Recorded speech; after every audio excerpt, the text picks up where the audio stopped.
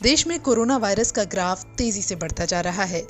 कोविड-19 के कुल मामले 45 लाख के पार पहुंच गए हैं और एक दिन में 96,000 से ज्यादा कोरोना संक्रमित मिले हैं। ये एक दिन में सामने आए कोरोना मरीजों का सबसे बड़ा आंकड़ा है। स्वास्थ्य मंत्रालय की ओर से शुक्रवार को जारी किए गए आंकड़ों के मुताबिक पिछले 24 घंटे में अब तक के सबसे ज्यादा नए मामले सामने आए हैं और सबसे ज्यादा मौतें दर्ज हुई हैं।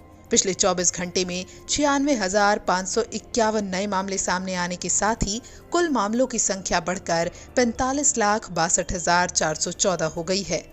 इस दौरान 1,209 मरीजों की जान गई है। इसी के साथ अब तक वायरस से जान गंवाने वालों की कुल संख्या बढ़कर 76,271 हो गई है। हालांकि राहत की बात यह है कि कोरोना वायरस को मात देने वाले लोगों की संख्या 45 लाख के पार पहुंच गई है। ताजा आंकड़ों के मुताबिक पिछले 24 घंटे में 70,880 मरीज ठीक हुए हैं और इसी के साथ अब तक कुल मरीजों के ठीक होने की संख्या 45,42,663 हो गई है।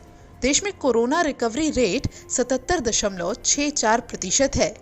वहीं एक्टिव मरीज 20.67% हैं, तो मृत्यु दर 1.67% है, जबकि पॉजिटिविटी रेट 8.29% है। और देश में वर्तमान में एक्टिव केसेस की संख्या 9,43,480 हो गई है और इन बढ़ते मामलों पर लगाम लगाने की पूरी कोशिश की जा रही है। वैक्सीन की खोज तेज की जा रही है। हालांकि लोगों की जिंदगी को पटरी पर लाने की भी कोशिश तेज है।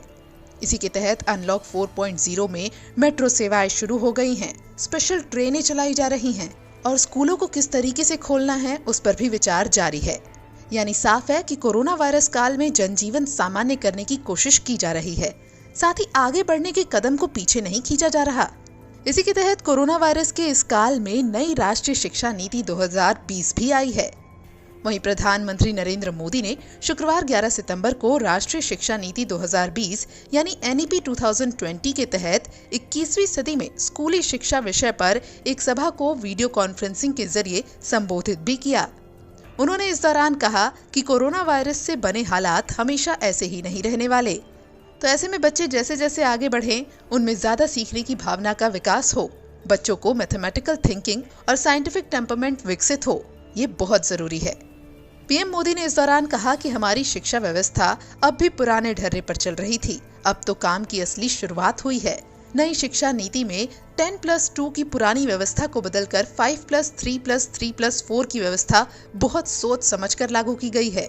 बता दें कि राष्ट्रीय शिक्षा नीति 2020 21वीं सदी की पहली शिक्षा नीति है, जिसे पिछली राष्ट्रीय शिक्षा नीति 1986 के 34 सालों के बाद घोषित किया गया है, जिसमें स्कूली और उच्च शिक्षा दोनों स्तर पर बड़े सुधारों के लिए निर्देश दिए गए हैं।